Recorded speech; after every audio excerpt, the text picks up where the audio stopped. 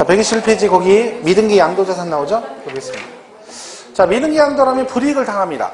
그죠? 근데 불이익을 주죠, 당연히. 어느 거 비과세 안 되고 감면 안 해주고 각종 공제 다 안 해줘요. 장기보유 특별공제 안 해주고 기본공제 안 해주고 걸리면 죽습니다. 세율 70%. 자, 그런데 여기서 미등기 양도자산에서 제외되는 자산이라는 게 있죠. 거기 나온 7개는 뭐라는 거예요? 이런 이유로 미등기 양도를 하면 미등기 양도임에도 불구하고 뭘 해주겠다? 등기한 거하고 똑같이 취급해주겠다. 그런 거죠. 뭐가 된다는 거예요? 비과세 되고 감면되고 장기 다 해주겠다는 뜻입니다. 자, 1번 보세요. 뭐라고? 장기 할부 조건 시되겠대요. 그러니까 제가 등기를 못한 이유가 뭐다? 계약 조건이 그렇기 때문에 등기를 못했다는 거죠. 그러니까 내가 일부러 그런 게 아니란 얘기죠. 그러니까 너는 뭐다? 이것 때문에 미등기에서 만약 양도하게 되면 미등기를 안 보겠다. 두 번째는 법률 규정이나 법원 결정으로 등기가 불가능한 자산이라고 되어 있죠. 그러니까 이는 뭐예요? 법원의 결정이 그렇고 법률 규정 때문에 그렇다잖아요. 내가 일부러 그런 게 아닌 거죠. 그러니까 이것도 예외고. 그 다음에 농지도 예외를 둡니다. 비과세 감면 대상 농지죠. 그러니까 내가 비과세 대상이거나 감면, 8년 자격 농지나 대토는 감면받거든요. 근데 만약에 여러분이 8년 자격하셨는데 미등기 상태에서 팔아도 뭐 해주겠다? 그대로 감면을 해주겠다. 그런 뜻입니다. 그 다음에 4번은 비과세 충족하는 1주택으로서 건축허가를 받지 않아서 등기가 불가능한 자산 이렇게 되어 있습니다. 자, 만약에 여러분이 원주에 집이 하나 있으신데 2년 보유하셨어요. 그럼 비과세죠. 근데 얘가 무허가 주택이에요. 무허가 주택. 그럼 얘는 비과세 될까 안 될까요? 무허가 주택. 자, 4번 다시 읽어볼게요. 비과세를 충족하는 1주택인데 건축허가를 받지 않아서 등기 불가능한 자산. 된다는 얘기죠. 된다는 얘기잖아. 그렇죠? 그러니까 미등기라는 얘기잖아. 근데 무허가 주택이라는 얘기죠. 이게 건축허가를 받지 않았다 무허가라는 얘기죠. 그러니까 무허가 주택도 뭘 충족하면 비과세 있고 충족하면 받을 수 있습니다. 이외에. 그죠? 자, 그러면 대답을 뭐라도 한번 깔끔하게 한번 개운하게 맞추고 가야 되는데 그냥 하면 서운하니까 맞출 수 있는 거 물어보겠습니다. 맞춤형 문제를. 자, 상속받았어요. 얘가 미등기야. 자, 요거는 이제 세법 얘기 아니고 여러분 좋아하는 민법 얘기니까 다 맞출 수 있어요. 이거 대명사람 다 맞추는 거예요. 자, 상속을 받았어. 근데 미등기야. 그래도 민법상 소유권 취득할 수 있다 없다? 있다. 그죠? 왜? 법률 규정에 따라. 단 처분하려면 어떻게 한다?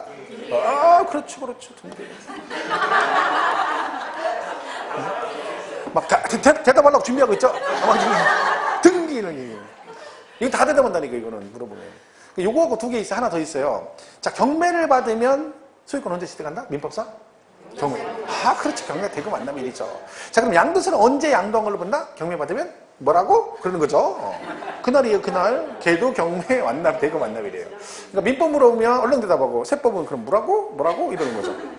이건 뭐, 희한하다니까 제가 항상 느끼는데, 이게 벌써 한두 회도 아니고, 벌써 제 강연 시작으로 이걸 물어보잖아요. 그럼 대한민국 모든 공인 중에서 중개사 학원에서 다 대답해요. 이건 뭐라고 해요? 그러면 등기, 처분하려면 등기해야 된다. 막 다 그래요. 어제도 그러고, 그제도 그러고, 물으면. 여러분도 영락 없죠? 간만에 깔끔하게 한번 맞췄죠? 자, 그럼 얘가 그러면, 이렇게 미등기 상태에서 이렇게 병한테 넘어갔어요. 근데 얘가 공치법상 사업시행자라고 해요. 공치법. 자, 공익사업을 낸 토지 등의 취득 및 보상에 관한 법률 나오면 뭐예요? 수용입니다. 공익사업만 수용이 되기 때문에 그 법에 따라 공익사업 여부를 판단하는 거니까 이거 수용이 됐다는 거. 수용도 양도잖아. 우리 세법에서는. 그죠? 얘는 어떻게 한다는 거예요? 원래는 수용도 양도니까 어떻게 해야 돼요? 얘가 여기로 상속을 등기한 다음에 갖다 팔아야 되는 거죠? 근데 어떻게 해라? 그냥 가라 그런 얘기죠. 왜? 뭐가 되는 거니까? 수용되는 거니까 미등기로 안 보겠다. 그런 뜻입니다. 근데 5번이 그 얘기입니다. 상속에 따른 등기하지 않았는데 공치법에 따라 시행자에게 양도된 그런 얘기입니다. 보통 시험에 한 번 나와서 얘가요. 근데 5번까지 그냥 보세요. 6, 7번 다 볼 거 없고 그 다 외울 것도 없어요. 사실은. 한 번 딱 나왔어. 그래서 뭐 단기 알부 조건 막 이런 식으로 나왔어요. 호랑이 담배 피던 시절에. 그러니까 얘는요. 그거 됐고 자 보세요. 이 지문을 잘 이해해 보세요. 미등기 양도 시에는 장기보유 특별공제를 적용하지 아니한다. OX. 미등기 양도 시는 장기보유 특별공제 적용하지 않는다. 5죠. 5. 자, 미등기 양도 시는 항상 장기보유 특별공제를 적용하지 않는다. X입니다. X. 그죠? 왜? 얘들 있잖아요. 얘들은 미등기인데도 해준다고 했잖아요. 그러니까 예배가 있는 거야. 그러니까 항상 안 된다 그럼 틀려요. 근데 원칙은 안 되기 때문에 그냥 뭐라고 하면 돼. 미등기는 장기보유 적용하지 않는다. 그럼 맞았다 그러면 되고. 근데 항상 안 된다 그럼 틀립니다. 같은 얘기인데 지문을 이렇게 낼 수 있죠. 미등기 양도시에도 장기부여 특별공제를 적용하는 경우도 있다. 오죠. 그죠? 개념 이해하시겠죠? 그걸 보시면 돼요. 그래서 우리가 이 문제 때문에 시험에 보면 항상 기출문제 보면 장기부여는 미등기는 적용하지 않는다 하면서요. 항상 여기다가 뭐라고 돼 있어? 가로치고 법령이 정하는 자산은 뭐다? 제외라고 꼭 있어요. 이게 뭔 얘기예요? 얘들은 예외라는 거죠. 이거 얘기하는 거야. 이 신청할까봐 아예 여기다가 법령이 정하는 자산은 제외라고 써 있는 거죠. 원칙은 안 되는 거다. 그죠? 그 개념만 잘 이해하시면 됩니다. 자, 미등기는 그렇다 보시면 되고. 그 밑에 빈출 지문이 그 한 번 나왔던 거예요. 1, 2, 3, 4, 5. 보세요. 1번. 미등기 양도자산의 경우는 2년 이상 부유한 1세대 1주택에서 원칙적으로 양도세가 비과세된다. X죠. 왜? 미등기는 원칙 비과세 안 되죠. 비과세가. 그죠? 얘는 이렇게 하면 안 되고, 비과세다는 뭐라고 해야 돼? 건축 허가를 받지 않은 이 말이 나와야 됩니다. 2번. 미등기 양도자산에 대해서는 감면을 적용받을 수 없다. 그죠? 가면 안 되고. 3번. 미등기는 장기 보유는 적용받을 수 없으나 기본공제는 적용받을 수 있다. 둘 다 된다 했죠. 둘 다 미등기는. 4번. 단기 할부조건 취득한 내용. 단기 아니고요. 뭐요? 장기. 이런 건 안 됩니다. 옛날에 과거에 오래전에 나온 거예요.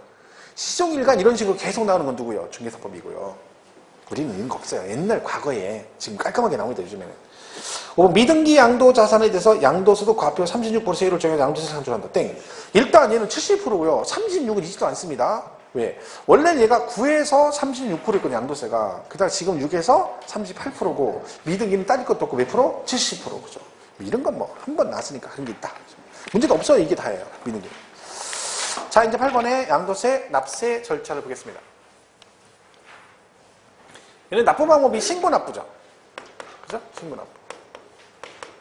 자, 그러면 얘는 예정신고가 있고 뭐가 있다? 확정신고 있다. 그렇죠? 예정신고와 확정신고가 있습니다.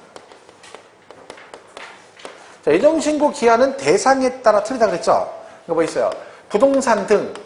얘가 뭘 말해요? 부동산 등이란 토건 부기를 말하는 거죠? 그리고 뭐 주식 등 이렇게 돼 있고 그 다음 뭐 있어요? 토지거래 허가구역. 토지거래 허가구역이다. 이렇게 돼 있습니다. 자, 부동산 토건 부기는 예정신고 언제까지 해야 된다? 양도일이 속한 달의 말일부터 2개월이고 주식은 분기 말부터 2개월 그랬습니다. 또 하는 얘기 해보죠. 자, 4월 1일 날 토지를 팔면 얘는 예정신고를 언제까지 해야 된다? 4월 1일에 토지 팔면 양도일이 속한 달의 말일부터 2개월 6월 30일 이런 거죠. 주식 팔면 주식은 분기 말부터 2개월이니까 8월 31일이죠. 4월 1일은 2, 4분기니까 2, 4분기 말이 6월 말이잖아요. 그죠? 4, 5, 6이니까 거기부터 2개월이죠. 기출문제에 뭐 예정신고 해가지고 예정신고 어쩌고저쩌고 6월 15일까지 예정신고 해야 된다. OX. 기출문제 지문에 6월 15일까지 예정신고 해야 된다 나왔어요. 맞아 틀려요? 어? 그럼 이걸 보고 지금 아니 다른 얘기를 한 다음에 물어 저것만 딸랑 물어보면 어떻게 이렇게 얘기하면 안 됩니다. 이런 무조건 틀린 거예요. 왜요? 6월 15일은 없어요. 예정신고는 무조건 말일이 나와야 돼. 무조건 말일이 나와야 돼. 그러니까 1월부터 12월까지 날짜로 나오면 무조건 말일이 나와야 정답이지 중간에 뭐 27일 뭐 15일 이건 뭐 얘기할 거 없어. 그냥 무조건 틀린 거예요. 우리 그 개월이란 말 제가 설명했었죠. 1개월. 자, 개월은 자, 오늘이 6월 23일이잖아요. 그럼 오늘부터 1개월 후 그럼 언제야? 오늘부터 1개월 후 7월 23일이에요. 그죠? 7월 2개월 후 그러면 8월 23일. 그러니까 개월의 의미는 오늘 시작했으면 다음 달, 오늘, 그 다음 달, 오늘, 그 다음 달, 오늘인 거죠. 근데요, 날짜로 따지면 어떻게 날짜로. 자, 오늘부터 1개월 후 그럼 7월 23일이죠. 날짜는 30일이고. 그죠? 7월 23일부터 1개월 후 그럼 언제야? 8월 23일. 날짜로 따지면 31일. 왜 그래요? 7월달은 큰 달이잖아. 쉬어야 되는 거죠. 그러니까 개월은 무조건 뭐요? 날짜 상관없이 오늘 시작하면 다음 달, 오늘, 다음 달, 오늘인 거죠. 근데 그러니까 1개월은 날짜로 따지면 28일도 있고 30일도 있고 31일도 있는 거예요. 그러니까 우리 세법에 보면 어떤 애들은 날짜가 나와. 30일 이내 아니면 60일 이내 이렇게 나오잖아요. 근데 어떤 애들은 몇 개월 이내 이렇게 나오잖아요. 그게 달라요. 좀. 그러니까 얘는 결국은 뭐예요? 시작을 양도일이 속한 달에 말일부터 시작을 했잖아요. 그리고 2개월이니까 언제 끝나야 돼? 말일에 시작했으니까 다음 달 말, 그 다음 달 말 해서 무조건 말일이 정답이 되는 거죠. 그러니까 그런 문제가 6월 10일 나왔는데 이걸 막 분석하고 따지면 얘가 왜 15일 나왔을까 이런 얘기 하면 안 되는 거야. 그냥 볼 것도 없지만 틀렸다라고 하는 게 맞는 거죠. 그죠? 이렇게 하시면 돼요. 그래서 양도일이 속한 달에 말일부터 2개월, 주식은 분기 말부터 2개월 이렇게 하시면 된다. 그렇죠? 되고요. 그 다음에 토지거래 허가구역은 뭐라고 했어요? 이렇게 나와 있죠. 허가가 나기 전에 잔금을 지급한 경우 그랬죠. 자, 얘가 5월 25일 날 잔금 주고 6월 1일 허가 나면 예정신고를 언제까지 하셔야 된다? 네? 지금 예정신고하고 있죠? 8월 31일, 그렇죠? 8월 31일. 허가가 나기 전에 잔금을 지급하면 허가일이 속한 달의 말일부터 2개월. 그렇죠? 자, 그러면 이런 것도 안 됐어요. 얘는 언제까지 예정신고를 해야 된다? 네? 얘도 8월 31일이죠. 똑같아요. 둘 다 똑같아요. 둘 다 8월 30일이에요. 그러니까 요거는 8월 31일, 여기는 7월 31일 그러시면 안 됩니다. 왜? 무조건 허가일로 가면 안 된다 그랬죠.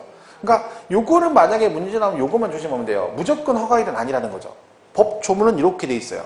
허가 전에 잔금을 지급하면. 근데 여기 이제 차이점이 뭐냐면, 그러니까 둘 다 토지잖아요. 그 토지는 양도일이 언제예요? 잔금 날짜예요. 다 잔금, 대금청 잔일 양도일이. 그죠? 그 둘 다 원래는 어디로 가야 돼? 이걸로 가야 된다 했잖아요. 둘 다 원칙은 이걸로 가야 돼요. 둘 다. 얘가 토지거래 허가구역이 아니었으면 얘는 7월 31일이고 얘는 8월 31일에 하면 되는 거예요. 그죠? 그런데 허가구역이라는 거지. 그럼 뭘 따져야 된다?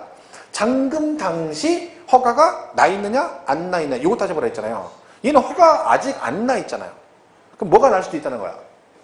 불허가 날 수도 있다는 거죠. 그럼 세금 미리 받았는데 불허가 나버리면 계약이 무효가 돼서 원상회복을 해야 되니까 너는 하지 말고 기다렸다가 허가 나면 허가일이 속한 달에 말일부터 2개월. 불허가 나면 난 세금 안 받았으니까 니네끼리 원상회복 이 뜻입니다. 근데 여기는 잔금을 받았죠. 근데 그 전에 이미 허가가 났잖아요. 그럼 계약은 유효가 된 거니까 뭐다? 원래대로 양도로 가라 그런 뜻입니다. 그러니까 요거는 무조건 허가일 그러시면 안 돼. 그거만 조심하면 돼요. 그러니까 순서를 정해서 뒤에 거죠. 늦은 거. 허가가 늦으면 허가일, 잔금이 늦으면 양도일이 속한 달에 말일부터 2개월 가면 된다. 그죠? 이렇게 보자. 요것만 좀 조심하면 된다. 그 다음에 이제 확정식은 언제 하게 돼 있습니까? 다음 연도 5월 1일부터 30일이 항상 다음 연도 5월 1일부터 31일인데 만약에요. 예정신고를 안 하시면 가산세 부과될까요? 안 될까요? 가산세. 예정신고. 그러니까 오늘 팔았어. 그럼 오늘 6월달이잖아요. 그러면 6, 7, 8이니까 8월 31일까지 예정신고 안 하시면 가산세 부과 된다 안 된다? 가산세 안 돼? 안 내면 죽습니다. 가산세로. 이게 무조건 해야 돼요. 무조건. 여러분 이게 의무 규정이에요. 2달 안에 신고 안 하면 당연히 가산세를 내야 되는 거야. 근데 그런 분이 의외로 있어요. 확정 신고가 있기 때문에 예정 신고를 안 해도 가산세 부과 안 된다라고 생각하는데 아니에요. 내야 돼요. 가산세. 신고 안 했잖아요. 법에 뭐라고 돼 있어? 2달 안에 신고하라잖아요. 무조건 해야 되는 의무 규정이니까.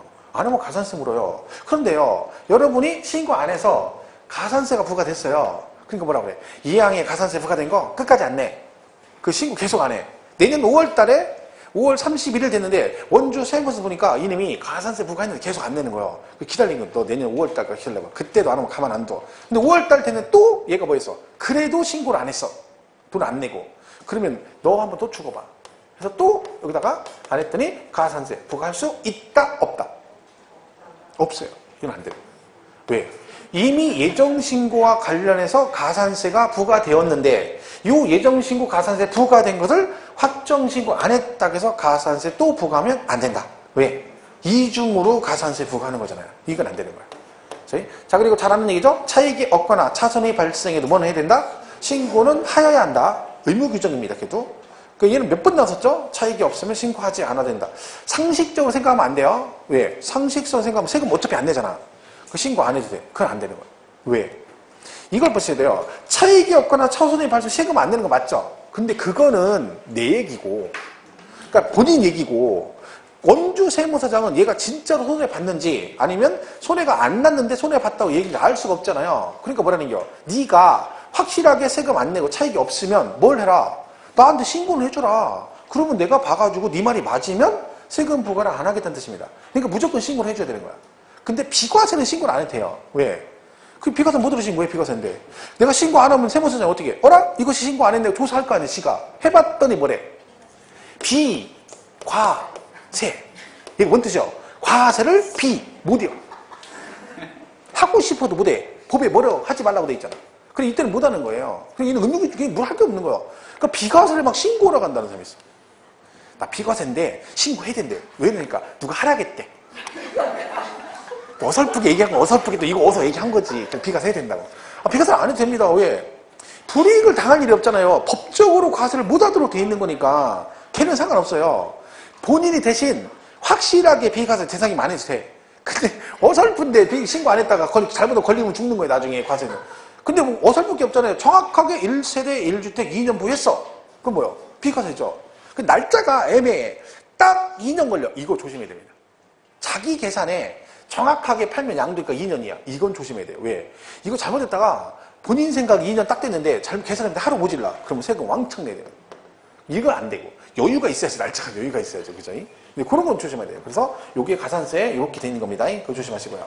그 다음에 가산세는 뭐 종류가 당연히 있죠. 일반 무신고 얼마고 20% 과소신고 10. 부정 그럼 얼마? 40 납부 1일 만분의 3. 그런데 이런 게 있어요, 여러분. 문제를 풀다 보면 이런 게 있을 거예요. 다른 어디 보면 과소신고, 부정 과소신고 있잖아요. 여기 보면 뭐라고 돼 있냐면 이게 개정됐거든 사실은요. 어떻게? 과소신고분 중에서 부정 과소신고분은 40%고 그죠? 그리고 그 과소신고분 중에서 부정 과소신고를 뺀 나머지는 부정 과소 아니니까 걔는 10% 이렇게 되는 게 있어요. 문제 풀다 보면 혹시 그런 거 보면 그러려니 하시라는 거예요. 왜? 그걸 구체적으로 거기까지 갈 필요 없어요. 개정된 건 맞는데 뭐 다른 뭐 출판사의 책이 그렇게 돼 있는 것도 있거든요. 근데 신경 쓰지 마세요. 그냥 뭐라고만 이해하면 돼. 일반 무신고 20, 과소 10, 부정 40, 납부 1일 만분의 3. 요렇게만 해도 특별하게 흘거. 뭐 그걸 막 세부적으로 물어보진 않아요. 그런 식으로 문제 안 내니까. 자 그러면 자, 확정신고는 다음 연도에 항상 하게 돼 있죠. 다음 연도 언제? 5월 1일부터 31일이에요. 자, 근데 돌아가셨어요, 이번 달에. 이번 달에 돌아가셨어. 자, 이번 달에 돌아가셨는데 내년 5월 달에 확정신고해라. 그럴 필요는 없잖아요. 왜? 이미 돌아가셨으니까. 그때 어떡한다? 내년 5월 갈 거 없고 상속 개시일이 속한 날의 말일부터 6개월 이내 하시면 됩니다. 자, 얘가 상속인이 외국에 살아요. 한국에 들어왔어요. 아버지 돌아가셔가지고. 아니면 이민 가요. 그런데 이번에 하고 내년 5월 달에 와서 확정신고 하래.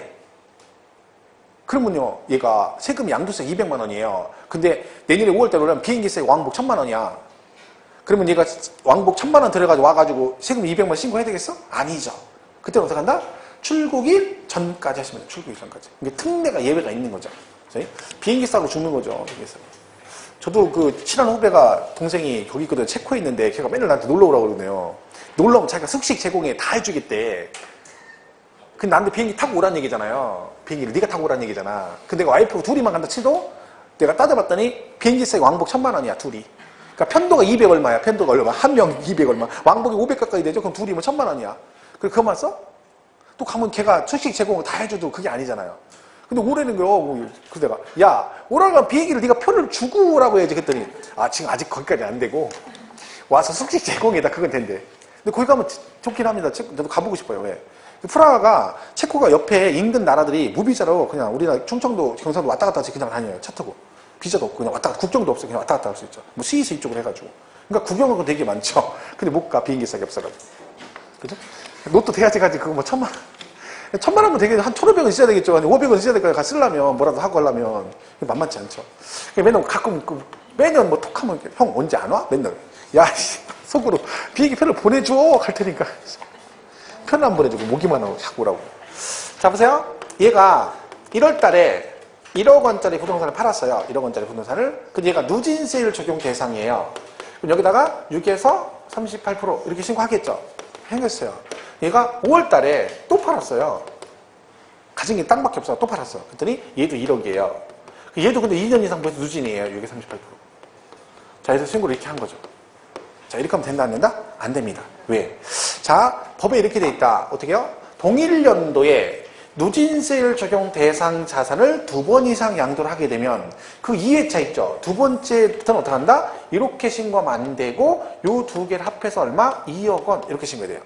여기다가 6에서 38% 해서 세금을 계산한 다음에 요거 낸 거 있죠. 요거 빼고 나머지를 신고하도록 되어 있습니다. 뭐만? 누진세율만. 그럼 요거는 세금이 따로따로 내는 것보다 이게 더 나오죠. 왜요?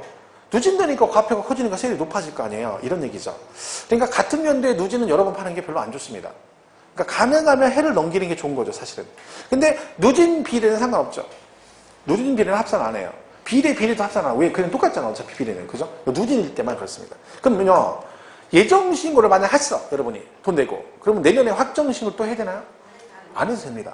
그 법에 뭐라고 돼 있어? 예정신고한 자는 확정신고를 하지 아니할 수 있다라고 돼 있어요. 그런데 예정신고 했는데도 확정신고를 반드시 해야 되는 경우도 있습니다. 그 중에 하나가 얘예요. 뭐 얘가 신고를 이렇게 한 거야. 어떻게 안 하고? 합산을 신고 안 하고 그냥 한 거죠. 그럼 예정신고를 했잖아요. 하지만 얘는 뭐 해야 돼? 내년 5월 달에 반드시 뭐 해라? 합산해서 확정신고를 하여야 한다. 이렇게 돼 있습니다. 자, 그게 이제 그런 얘기들입니다.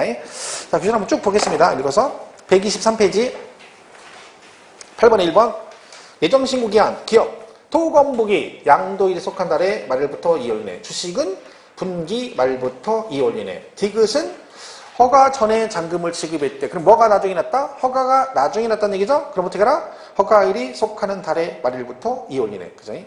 그 다음에 거기 참고 표시에 해당 과세기간에 누진세율 적용 대상 자산에 대한 예정신고를 2회 이상 하는 경우에는 거주자가 이미 신고한 양도소득 금액과 합산하여 신고해야 한다. 뭔 얘기인지 아시죠? 자, 2번 양도 차익이 없거나 차손이 발생한 경우도 뭔 해라나? 신고는 하여야 한다. 확정신고 납부. 신고기한 양도일이 속한 해의 다음 연도 5월 1일부터 31일인데 특례 나와 있죠. 거주자가 사망하면 상속 개시일이 속하는 달의 말일부터 6개월이나 하시면 되고 외국으로 이민 가면 출국일 전날까지 하시면 된다. 그랬죠? 자, 그러면 이건 어떻다 했어요? 2015년 12월에 잔금 주고 2016년 1월 달에 토지거래 허가가 나면 이럴 수 있다 했죠. 자, 그럼 얘는 예정신고 언제까지 해야 예정신고? 3월 30일 있죠. 허가가 나중에 허가일이 속한 달에 말일부터 2개월. 그죠? 확정신고는 언제까지? 확정신고. 2017년이죠. 그죠?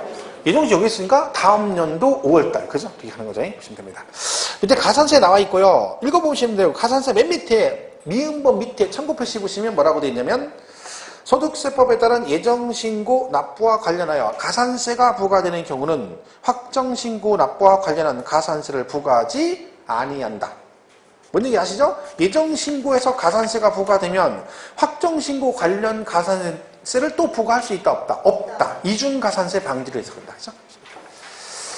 3번은 됐고요. 그건 뭐 그죠? 있긴 있는데 뭐 필요 없습니다. 4번 예정신고 한 자 중 확정신고 대상자 그랬죠? 자, 아까 우리 예정신고하면 확정신고 안 해도 되는데 꼭 해야 되는 게 몇 개 있는데 그 중에 하나가 그거죠. 설명한 얘기죠. 예정신고한 자는 확정신고하지 않을 수 있다. 다만 다음의 경우는 신고를 해야 된다. 그래서 해당 과세기간에 누진세율 적용 대상 자산에 대한 예정신고를 2회 이상 한 자가 이미 신고한 양도소득 금액과 합산하여 신고하지 않은 경우는 뭘 해라? 반드시 뭘 해라? 확정신고를 해야 된다. 그죠? 그런 얘기죠? 보시면 됩니다. 자, 그러면 그다음 이런 말이 있습니다. 결정이란 말이 있고 또 뭐가 있다? 경정이란 말이 있다. 그죠? 결정, 경정. 이 두 개는요, 용어가 서로 다르죠. 근데 이게, 부가징수 나오게 되면 이 용어를 바뀌면 절대 안 됩니다.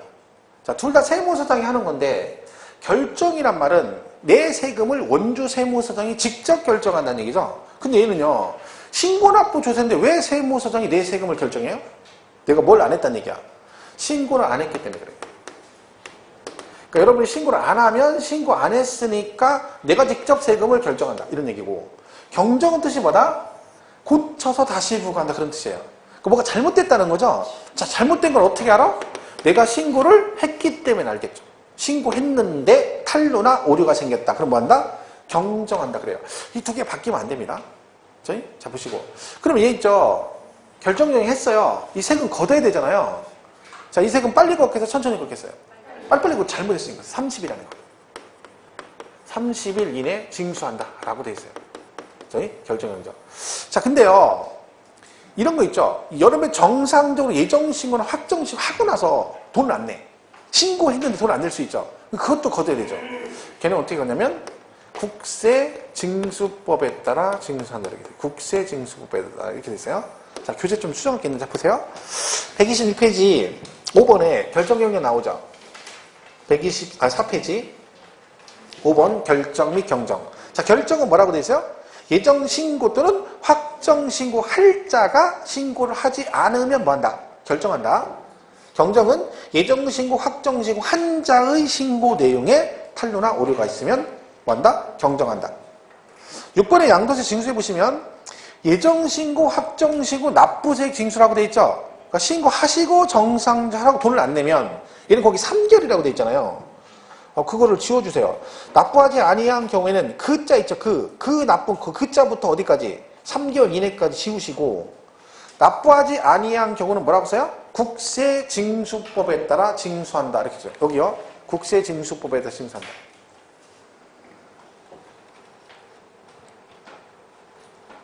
지금 고치세요? 나중에 고치려면 나중에 안 볼 거잖아요. 나중에 안 볼 거면 뭐 들어 고쳐? 그죠? 혹시 모르니까 고치나요? 국세징수법에 따라 징수한다. 다 고쳤죠? 옆 사람 보지 말고 딱 빨리 고쳐요. 그거 뭐 자기 거 하면 되지. 그냥 습관적으로 옆에 보고 잘 고치나 안 보나 확인해 보는겨? 그 확인할 것도 둘이 똑같아. 그러니까 옆에 앉아 있는 거예요. 뭘 확인했어. 둘이 그 뭔가 땡기는 게 있으니까 같이 하는 거야. 그 둘이 가만히 보면 둘이 나는 쟤랑 안 틀려. 근데 남들이 보면 둘이 똑같아. 난 쟤보다 낫대. 안 그래. 마카마카야.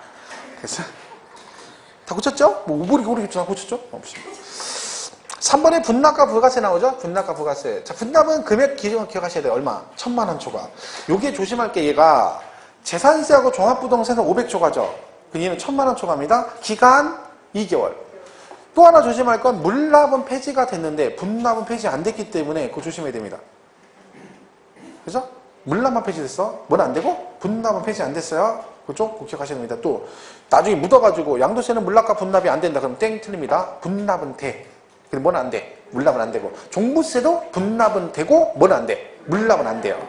근데 분납은 금액하고 기간을 명확하게 기억을 해야 돼요. 그래서 얘는 1000만 원 초과할 때 2개월 이내 할 수 있습니다. 국세는 2개월에 나게 되기 때문에 종부세하고 양도세는 2개월. 재산세, 지방세는 45일이죠. 재산세. 근데 금액은 어떻게 같아요?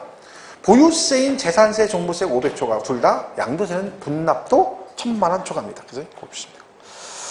맨 밑에 2번에 부가세는 농특세 20%부터요. 조심할 건 감면의 경우만 붙습니다. 그러니까 양도세는 납부세액에 부가세 붙으면 안 돼요. 납부세액에 지방소득세 10%가 부가세로 부과된다. 그러면 땡 틀립니다. 부가세는 누구만 있어? 세금을 깎아줘도 부가세 내라. 농특세 20%. 뭐 할 때만? 감면의 경우만. 그래서 그 감면세액에 농특세 20%. 그거 좀 조심하셔야 됩니다. 자, 그러면 내용 부분 정리를 한번 해보겠습니다. 자, 빈출지문 정리 한번 보죠. 125페이지. 자, 1번. 양도세를 물납하고자 하는 자는, 자, 이거 읽었어. 양도세를 물납하고자 하는 여기까지 읽었어. 그럼 뭐야? 그 다음에 읽을 거 없어. 왜? 무조건 틀렸어. 그래야 되는 거죠? 읽을 필요 없는 거. 쓸데없이 물납, 나오는데, 틀렸죠. 물납 안 되잖아. 자, 2번. 예정신고하지 않은 경우 확정신고를 하면 예정신고에 대한 가산세는 부과되지 아니한다. 생각해보세요. 예정신고를 안 했는데 자, 예정신고 안 했으면 이미 가산세 부과됐죠. 그런데 확정신고를 하면 예정신고 가산세 부과하는데 그런 게 어디 있어요? 말이 안 되는 거지. 오히려 거꾸로죠. 예정신고와 관련해서 가산세가 부과되면 확정신고 관련 가산세는 부과하지 않는다가 맞는 거죠. 그죠? 틀렸고. 3번. 예정신고 한 경우는 확정신고를 하지 아니할 수 있다. 맞죠? 그러니까 무조건 안 하는 거 아니에요? 아니할 수 있다. 왜? 예외도 있잖아. 해야 되는 경우도. 그죠? 4번. 양도세는 분납은 예정신고 납부시는 적용되지 않고 확정신고 납부시만 적용된다. 말도 안 되는 얘기죠. 분납을 확정 때만 된대. 그럼 예정신고만 하고 확정신고 안 하는 사람들은 분납 생각 못 한다는 얘기네? 말도 안 되는 얘기입니다. 당연히 뭐다? 예정이건 확정이건 둘 다보다 분납이 가능하다. 5번. 거주자가 양도세 확정신고에 따라 납부세액이 3,600만 원인 경우 최대 1,800만 원까지 분납할 수 있다. 이게 이제 이게 문제 나왔을 때 저게 5번으로 정답이었어요. 그 위에 있는 애하고 1, 2, 3, 4, 5 나오는데 얘가 정답이었어. 옳은 거. 이번 얘기예요. 얘가요. 분납 금액이 얼마예요? 2천만 원 이하면 1,000만 원 초과 금액 이렇게 돼 있죠. 그죠? 그리고 2천 초과면 100분의 50 이하예요. 100분의 50 이하. 이렇게 돼 있죠. 100분의 50 이하 금액 이렇게 돼 있죠. 요게 뭐예요? 요게 기한 지나고 2개월 이내에 법정으로 최대로 분할할 수 있는 법적 최대 금액입니다. 그럼 얘가 지금 3,600 나왔죠? 그러면 3,600이 여기 들어가잖아요. 그럼 얘가 기한 지나고 최대 분납 금액 얼마야? 100분의 50 이하니까 딱 반절이죠. 얼마? 1,800만 원. 정답이었어요. 그게. 그치? 그래서 거기 1,800이다. 6번은 건물을 양도한 경우 양도일이, 자, 건물이니까 토건복이죠. 예정신고 언제까지? 양도일이 속한 날의 발효부터 2개월 이내 납세지 관할 세무서장 그랬고요. 7번 양도를 하였는데 양도 차익이 없는 경우는 예정신고를 할 필요가 없다. 땡 해야 된다고 했잖아. 뻔한 얘기 나오죠. 8번 양도세 납세자가 국내 거주자인 경우 그 납세지는 양도 물건의 소재지다. 지방세는 물건의 소재지로 안 가고, 아니 국세는 다 뭐요? 그 사람의 주소지에 갑니다. 물건으로 가는 거 뭐예요? 지방세, 지방세. 얘는 어디야? 양도인의 주소지에 관할 세무서죠. 세무서. 9번. 소득세 합산한 거주자 개인이 국내 소재 부동산을 2014년 10월 24일 양도한 경우 양도소득 과표 예정신고 기한 및 관할 관청은 어디인가? 자, 일단 예정신고는 언제까지 하셔야 돼요?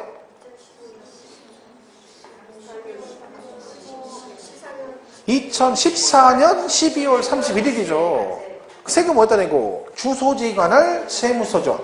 자, 이때 그럼 이 주소지가 양도인의 주소지, 양수인의 주소지 누구예요? 양수인, 양도인. 양도인이지, 양도인, 당연히. 시험에 나온 적 있어요. 양도인, 양수인. 그것도 헷갈리는데 어떤 놈이 판님이요? 양수인이요, 양도인. 이러면 안 됩니다. 파는 사람, 양수인이 양도세 안 내죠. 왜? 걔는 취득했는데 무슨 양도세를 내요? 그럼 당연히 누구? 파는 사람, 양도인. 10번. 국계법 토지거래 허가구역이라고 했죠. 자, 허가구역인데 두 번째 줄이면 허가를 받기 전에 대금을 청산했대. 그럼 허가가 나중에 났으니까 언제로 간다? 허가일이 속한 날의 말일부터 2개월. 11번. 당해년도에 누진세율 적용 대상 자산을 2회 이상 양도하는 경우에 2회 양도 자산의 양도세 신고 시 이미 납부한 양도세와 합산하여 신고하지 아니한 거주자는 어떻게 한다? 다음 년도 5월 1일 30일까지 뭐 해라? 확정신고를 하여야 한다. 안 해도 되는데 이건 하여야 되죠. 의무적으로. 12번 예정신고 납부할 때 납부세액은 양도차익에서 장기부의 특별공제와 양도소득 기본공제를 한 금액에 해당 양도세 세율을 적용하여 계산한 금액을 그 산출세액으로 한다. 맞는 얘기예요. 좋은 얘기죠. 뭐라고요? 양도차익에서 장기부여 특별공제와 기본공제를 한 금액, 여기까지 보면 그 금액을 뭐라고 그래? 과세표준이라고 그러죠. 거기다 뭘 곱해요? 세율을 곱해서 세액을 산출한다. 맞는 얘기예요.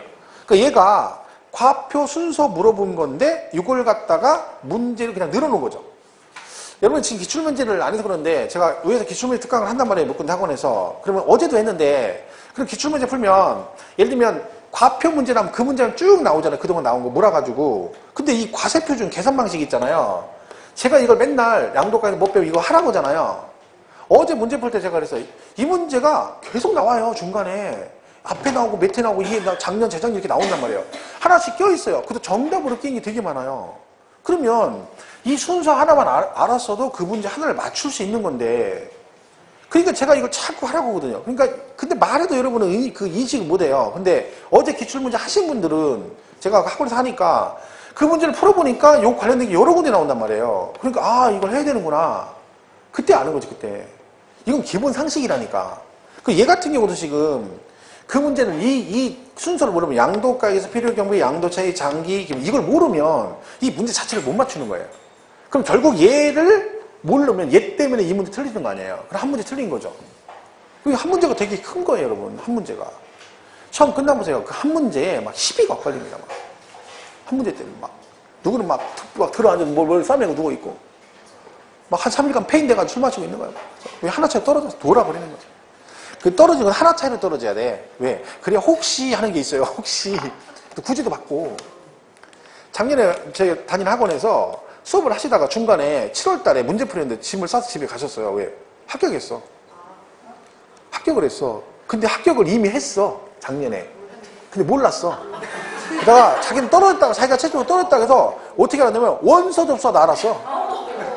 원서 접수 1차 접수하니까 합격했다고 나온 거. 이거 접수가 안 되는 거 확인해보니까 붙었어요.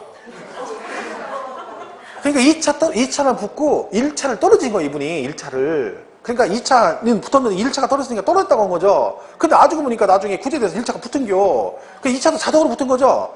원서 접수하니까 접수가 안 돼. 그렇게 해건해보니까 붙었다니까. 근데 그거를 7개월 내내 공부했다니까. 7개월이 아니, 그분이 전년도 떨어져가 11월 달에 왔어요. 11월 달에 와가지고 거의 9개월을 막 열심히 한 거죠. 근데 붙었네. 그런 경우도 있다니까. 중간에 짐 싸는 사람 가끔 3명씩. 그죠? 짐 싸면 다행이죠. 얼마나 좋아요. 그죠? 그건 모르는 거예요. 하나 차이. 근데 신기하죠. 떨어진 사람은 다 하나 차이 떨어졌는데, 구제를 2개나 받았는데 여전히 하나 차이로 떨어지는 게 그게 아이러니하죠.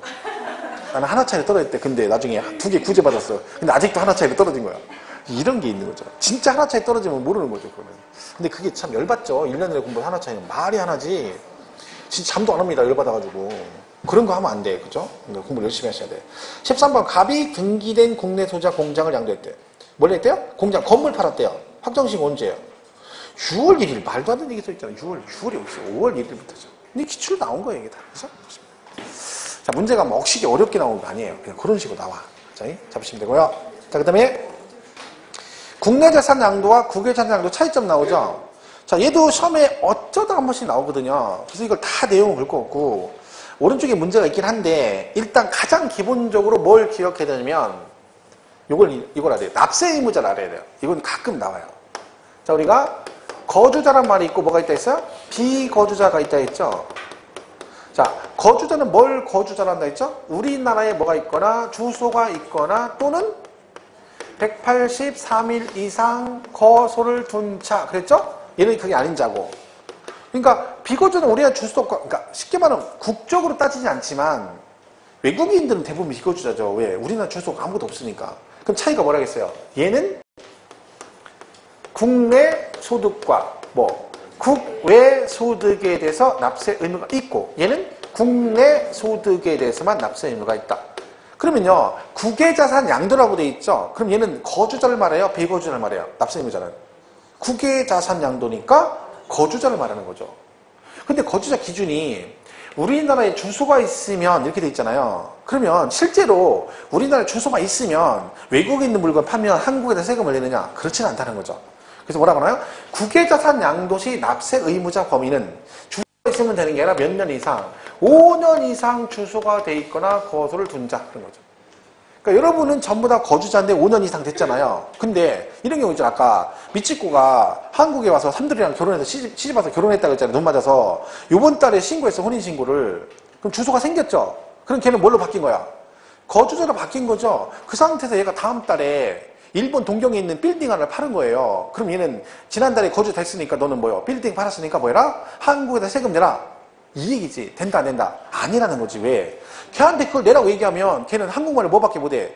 자기야, 사랑해, 자자, 밥 먹자 이거밖에 못하는 애한테 여기다 대고 얘가 선은 이렇고 후는 이러니까 네가 이래서 세금을 내야 된다 이걸 갖다 당위성을 설명하면 걔가 알아듣냐고. 모르지. 그래서 몇 년은 지나면 말게 알아들어? 5년 지나면 선은 이렇고 후는 알았어 이렇게 한단 말이지. 왜? 그리고 5년 안 지나면 얘가 중간에 집이 도로 갈 수도 있잖아요. 이혼하고. 왜? 사사키가 쫓아온 거예요. 사사키가 쫓아와서 가자는 거야. 그러니까 사사키를 따라서 갈 수도 있잖아. 이럴 수 있고. 중간에 또 날개 옷 입고 집에 갈 수도 있고. 날개 옷은 못 입어. 왜? 어차피 상관없어. 왜? 안 맞아. 날개.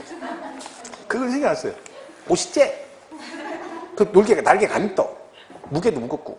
그게 스판이래. 스판도 한계가 있어. 그죠? 그건 신경 안 써도 돼. 그죠? 여러분 봐봐. 지금 옛날 옷 입은 거 입을 수 있어? 어림도 없지. 아무리 집어넣어도 안 들어가는데 어떡할 거야. 그죠? 나는 우리 그 식구들이, 우리 처가집 식구들이 내일 모레가 자기들은 실순나거든요. 그러니까 옷을 입어야 되잖아. 이쁘게. 그러니까 옛날 옷 입으려니까 안 맞잖아. 그냥 막 다이어트 한다고 막 한 달 전부터 그러더라고. 내가 볼 때 틀렸어요. 안 돼. 뭐, 천원택 좀 다이어트하고 우리 아이프도 그렇고 뭐 처제도 그렇고 한데, 일단 우리 아이폰은 포기했고, 일단. 내가 볼 때 안 되거든. 그냥 입어야지, 뭘. 그죠? 소용없어. 그리고 옛날 너무 적당히 입어야지. 막, 무슨 꼭 처녀 때 입었던 옷을 입으려고. 아유, 그게 반밖에 안 들어, 반밖에 없어. 한쪽 발 집어넣으면 더 이상 늘 데가 없어요. 그런 걸 입으려면 안 되죠. 말 되는 소리 해야지. 적당히 해야지. 몸빼 입어. 그게 제일 좋아. 살이 빠지가 돼, 어디. 그죠? 근데 지금 하고 있어요. 그 내일 모레 지금 걱정하고 있어. 다 걱정 났어. 이제 뭘 입어야 되나. 원래 예상은 이걸 입으려고 다 거의 타켓을 잡았는데 얘는 제외된 거죠. 처음부터 제외된 건데 본인들이 인식을 못 한 거고. 그죠? 근데 이제 제 차선의 선택을 하는데 차선도 만만치 않습니다. 그죠? 그 입었다가 힘주고 입었다가 힘 딱 줘서 단추 널러가면 어떡할 거야. 대책 없는 거죠. 자, 그래서 거기 국외자산 양도는 몇 년 이상? 5년 이상 기억하셔야 됩니다. 그거 기억하시면 되고, 또 하나가 박스 바로 밑에, 맨 밑에. 자, 만약에 외국에서 물건을 팔면 한국에다 세금을 내야 되죠. 근데요, 세금 계산해야 되잖아요. 그럼 보세요. 양도 가액에서 뭘 빼줘요? 차익을. 필요 경비 빼주면 양도 차익 나오잖아요. 이렇게 세금을 계산해야 되는데, 얘가 우리나라 세금을 내야 되는데 외국에서 물건을 사고 팔았단 말이죠. 그럼 외국에서 물건 사고 팔 때는 외화로 사고 팔았을 거 아니에요. 미국에서 팔면 달러로 했을 거 아니에요. 달러로 이렇게. 그죠? 근데 이거를 갖다가 한국에서 세금 내려면 원화로 바꿔야죠. 그럼 여기다 뭘 곱해줘야 돼? 환율을 곱해줘야 돼. 환율. 그죠? 환율. 근데 이 환율이 바뀌잖아요. 하루에도 몇 번씩 바뀌죠. 그럼 얘는 언제적 환율을 곱해줘야 되냐 그런 얘기죠. 자, 양도가액은 여러분이 양도한 금액은 여러분이 수령하는 거예요? 지출하는 거예요? 지출이면 내가 아파트를 5억을 받고 팔았는데 5억도 걔 주고 집도 주고 어디 자연인으로 돌아갈래? 속세 떠나내기? 그럼 절 줘야지. 그럼 남 주지 말고 날 주라니까. 날 주고 가라니까. 남 주지 말고. 얘는 수령하는 거죠, 내가. 그죠? 필요 경비는 지출하는 거 수령하는 거예요. 뒤에 지출하는 거죠, 지출. 이 얘기예요. 별거 없어요. 뭐 이게 시험에 나왔죠. 그럼 뭐예요? 양도가액은 양도가액을 수령한 날 현재 환율을 곱하고 필요 경비는 지출하는 거니까 지출한 날 현재 환율에서 외화를 환산한다. 이런 얘기죠. 원한다. 그 얘기죠. 자, 그래서 거기 맨 밑에 박스 밑에 당구 표시. 양도차익의 외화 환산 규정에 따라 양도차익을 계산함에 있어서는 양도가액 필요 경비를 뭐하거나 수령하거나 지출한 날 현재 환율에서 계산한다. 그게 그래서 나온 거예요. 수령하거나 지출한 날 이렇게 보시면 되죠. 자, 오른쪽에 비추는 질문 그거 물고 마치겠습니다. 자, 보세요. 1번. 국외자산 양도 시 납세액 의무자는 자산의 양도일까지 국내에 계속해서 3년 이상 주소 또는 거소를 둔 자료다. 땡. 몇 년 이상? 5년.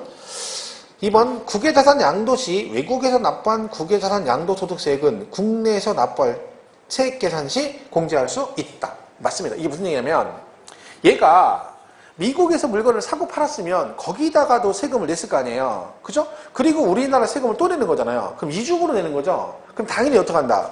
외국에서 낸 세금을 우리나라 세금 계산할 때 빼줍니다. 근데 그 빼주는 게 두 가지가 있다는 거죠. 하나는 필요 경비로 산입해서 공제받는 게 있고, 이거 세금을 만약에 1,000만 원 냈어. 그럼 뭐예요? 여기다가 우리나라 세금 계산할 때 필요 경비로 산입해서 공제를 받거나 아니면 세액 공제를 받을 수 있는 세액 공제.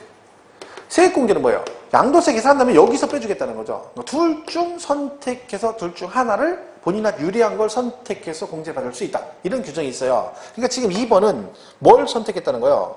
세액 계산 시 공제할 수 있는 세액 공제 받은 거죠. 세액 공제. 그러니까 이렇게 받아도 되고 아니면 뭐 필요 경비로 산입해서 공제받을 수 있다. 둘 중 자기한테 근거 유리한 걸 선택해서 공제받을 수 있다. 어쨌든 이중으로 세금 부과하는 걸 방지하기 위해서 공제를 해줍니다. 둘 중에 하나.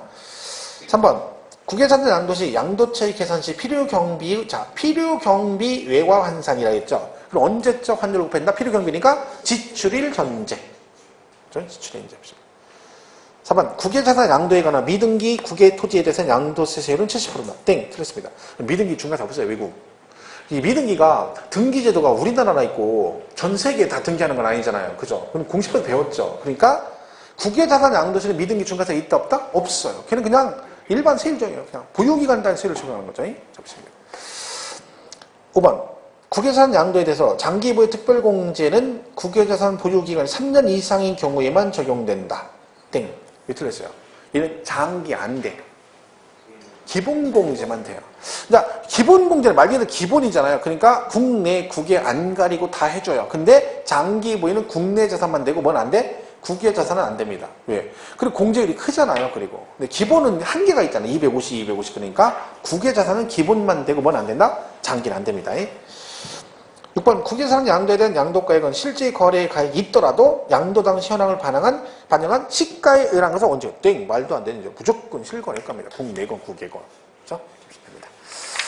자, 이렇게 해서 여기까지 뭐 이런 정리가 됐습니다. 보시고 다음 주에 7월 달에부터 문제풀이 들어가니까 말씀드렸죠. 앞으로 남은 4개월만 잘하시면 됩니다. 그럼 점수는 얼마든지 올라갈 수 있으니까. 지금 어영부영 하면 시험은 떨어지는 거예요. 지금까지 아무리 열심히 해도 뒤에 가서 열심히 해야 되는 거예요. 그러니까 지금까지 성적 좀 안 나온 분들은 괜찮아. 왜?